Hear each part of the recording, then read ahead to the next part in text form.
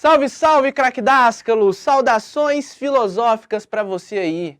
Chamo a sua atenção para a aula de hoje, pois o assunto é extremamente importante. Nós vamos falar aqui sobre os primórdios da filosofia grega, a chamada era pré-socrática, que nos apresentou alguns representantes da filosofia da natureza, os chamados filósofos da natureza. Sabe o que é mais importante ainda, tão importante quanto esse assunto? O seu like. Deixa o seu like aí, parceiro, minha parceira. Deixa o seu like para a gente continuar incentivados a produzir conteúdo, a produzir material bacana, para que você mande bem na sua aprovação, para que a gente consiga te auxiliar da melhor forma. Se não for inscrito, se inscreva no canal, para que tudo consiga convergir para que a sua nota na prova seja a melhor possível, tá certo? Bom, pessoal, vamos para o que interessa então, professor. Vamos lá. Analisando a contextualização da filosofia grega nos seus primórdios, vamos falar ali em meados do século 7 a.C., o século que representou o desenvolvimento, naquele momento, cada vez maior da civilização grega, a constituição das cidades-estado, da polis grega, um desenvolvimento que foi também atrelado à valorização do pensar, à valorização do exercício da racionalidade, destituindo assim a perspectiva de uma narrativa mítica que foi tão importante em um momento anterior para fundar as bases da cultura grega. Desse modo, alguns teóricos, os chamados filósofos da natureza, mas por que realmente filósofos da natureza? Porque eles voltaram-se a se preocupar, voltaram a sua preocupação para a constituição do mundo material, para a constituição do mundo sensível de forma racional, desprovido da narrativa mítica. Portanto, esse pensar filosófico, essa análise racional, foi voltada para uma análise acerca da cosmologia do mundo, pois o intuito era exatamente esse, analisar de forma racional a constituição da realidade, a constituição do mundo material. Dessa forma, as análises foram empreendidas baseadas em observações acerca da physis, a physis que representa o termo grego atrelado à natureza.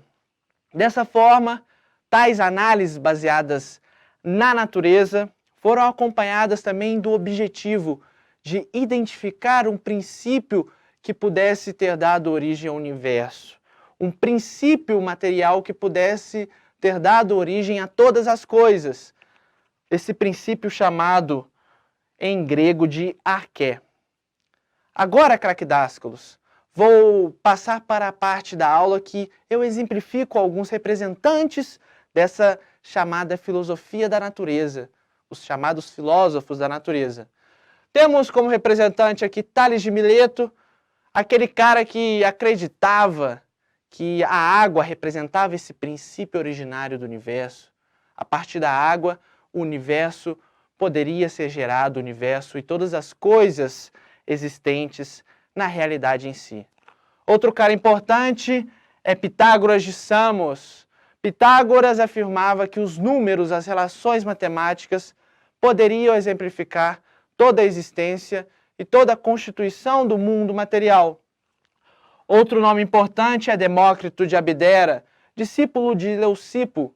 Os dois, da perspectiva atomista, afirmavam que o átomo seria, sim, o princípio originário do universo, se caracterizaria como a arqué do universo, o átomo em si.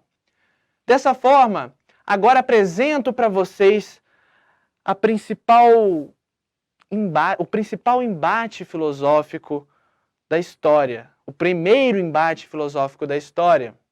Apresento para vocês o embate entre Heráclito e Parmênides. Heráclito afirmava com a sua ideia de constituição da realidade, com a sua ideia de constituição do mundo material e das coisas em si, a partir da sua ideia acerca do rio. Tal ideia remete à seguinte frase: seria impossível uma pessoa banhar-se no mesmo rio por 2 vezes.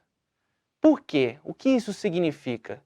Isso significa que tanto o rio, na segunda tentativa de se banhar que a pessoa iria executar, tanto o rio quanto o próprio indivíduo, quanto a própria pessoa, não seriam as mesmas coisas que eram da primeira vez.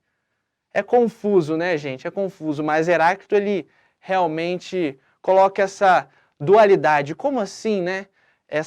O verdadeiro conhecimento está inserido nessa unidade de transformação.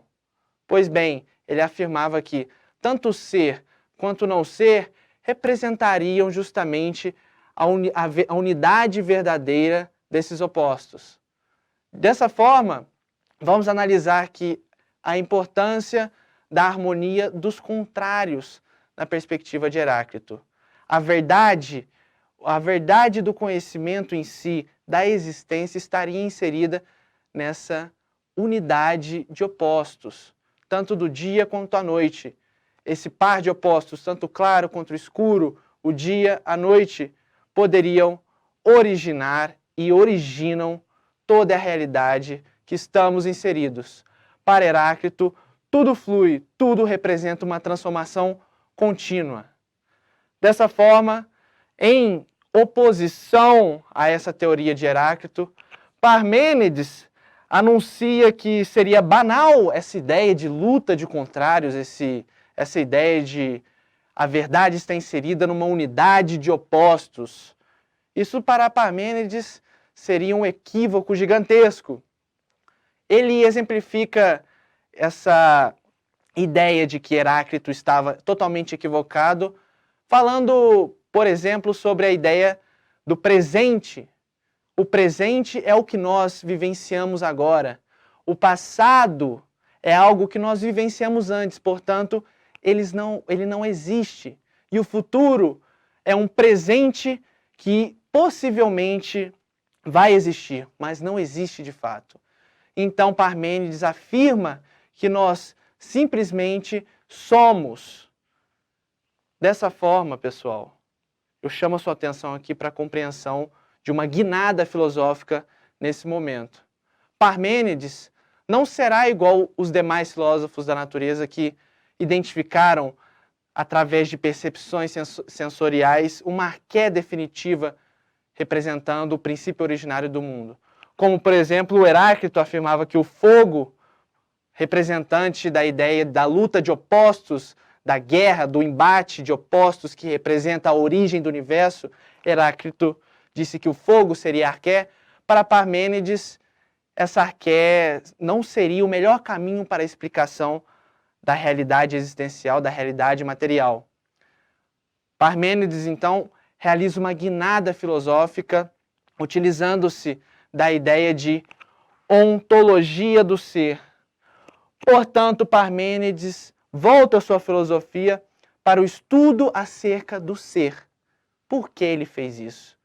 Porque ele afirmava que o conhecimento verdadeiro acerca da constituição da existência seria acessado pela capacidade que o indivíduo tem de acessar o pensamento e exercitar-se filosoficamente. Só assim o indivíduo identificaria a realidade da existência, a realidade da constituição material.